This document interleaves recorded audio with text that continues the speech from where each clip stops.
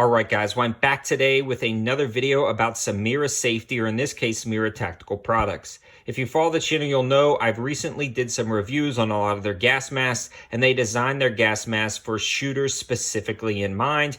I've got videos on both of those versions, and they also offer a wide variety of safety products on their website. You can go check them out. Even if you don't like armor, you can check out their other products for the link in the description below and go back and watch some of those videos. But they've really expanded their lineup to include body armor, and they didn't start with basic, just kind of cheaper or body armor. They went with a level 4 ultra high molecular weight polyethylene and ceramic combination body armor.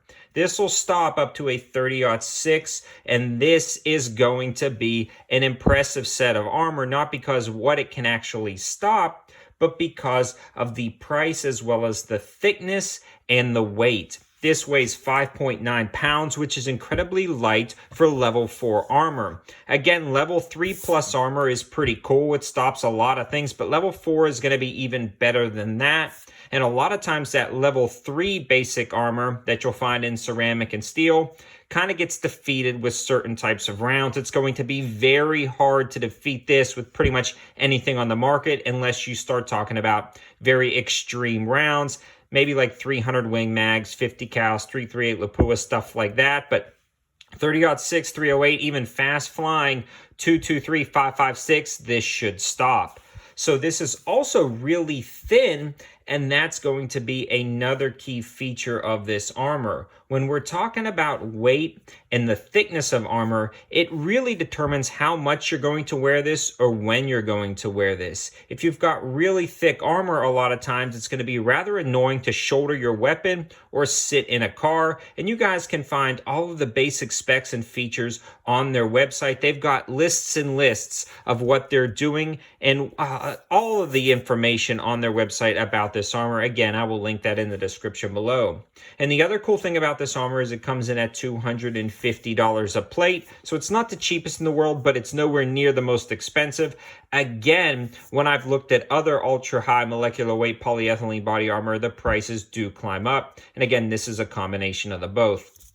So what you're going to have is a ceramic style material on the front and then that polyethylene on the back, so that ceramic's going to fragment and break up the bullet. Then it's going to be caught by the polyethylene. I like this setup because traditionally with ceramic and polyethylene, you're going to get less backface deformation than just straight polyethylene. You are going to gain some weight though, but I really trust this. It's also a standalone plate, meaning you don't have to combine it with other soft Kevlar or other plates. You simply slide it in your carrier and you are good to go. And that gives you that peace of mind.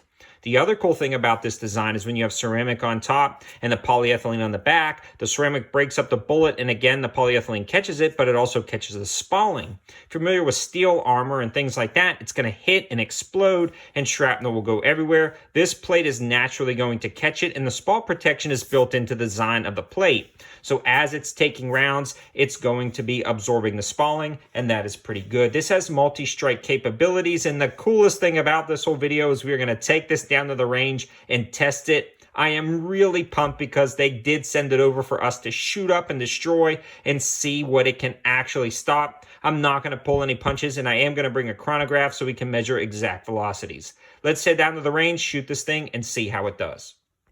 We're going to start to this today with a chronograph that's going to record all of our velocities. This is going to give us a more accurate understanding of what's going on with these level 4 plates. Now, level 4 should stop a ton. So we're going to start with a 16-inch barrel with 223. Then we'll go to 556. We've got a 20-inch barrel AR-15. We also have a 308 and a 6.5 Creedmoor, both out of about 20 to 24-inch barrel AR-10s. So this will really put it to the test. I'm going to fire 2 shots at 223 out of this 16-inch.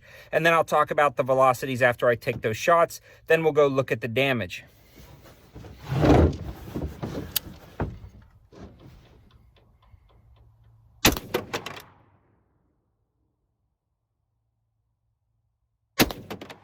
So our velocities that we recorded were 2,913 feet per second and 2,884 feet per second. So just shy of 3,000 feet per second. Let's go check it out. So you guys can see both of our impacts, and the ceramic is doing its job by breaking everything up. And Nothing went through, guys. So just a slight divot, but nothing. No real back face deformation. And that is another positive thing about level 4 plates over something else like ceramic level 3 plates is you don't get the back face deformation out of a level 4 that you would get out of something like that. Again, lending to just more protection for the user. Now we're going to continue to step it up and hit this thing with faster cartridges. Now I'm going to be shooting XM193 military grade ammunition. This is going to be traveling fast. It's got a much better shot at penetrating. Let's see how it does.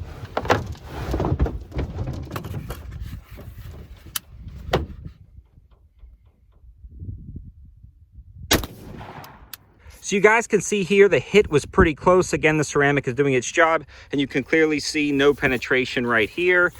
And there's just slight back face deformation, but nothing made it through. So this is doing a good job, and this one ran just a touch over 3,000 feet per second. So that is booking it, but it stopped it just fine. Now we're going to up it some more.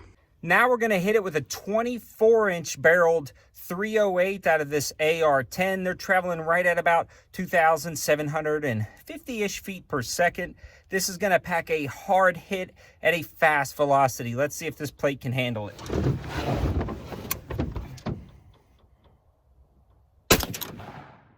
So guys, our chronograph is saying about 2,710 feet per second.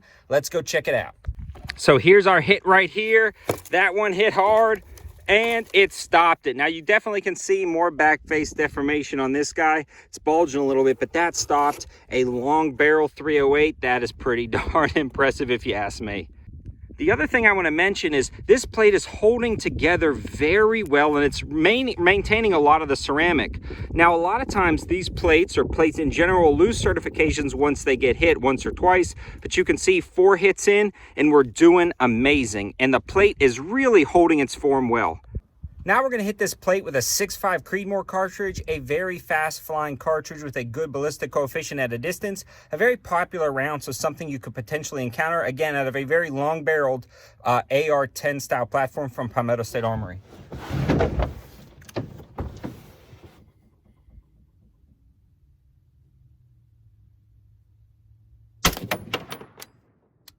So it looks like we're getting a velocity of about 2,600 feet per second on this cartridge.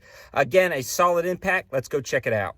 So guys, another direct hit right there. The ceramic is doing its job, and we are losing ceramic. At this point, we have no ceramic between these two spots, but the plate is holding together well, and you can see the multi-strike capability of this plate, but did it go through? And no. So we've got a lot more back face deformation, again, because we are losing ceramic out of here. But guys, this is an absolute success in a solid plate, a very good and well-constructed plate that contains the ceramic for multi-hits. We're going to try to hit it one more time with a very fast flying 223 round out of a 20-inch barrel gun. And so now the final test, XM193 out of a 20-inch barrel AR-15. This is traveling fast, and I fired some test rounds, about 3,200 feet per second, a little bit more, a little bit less, but that is booking it. This will clearly punch through a level 3 plate, no problem. So this is going to be very interesting. Now, we already have a incredibly damaged plate, but can it stop a few more rounds of this fast-flying 5.56? Only one way to find out.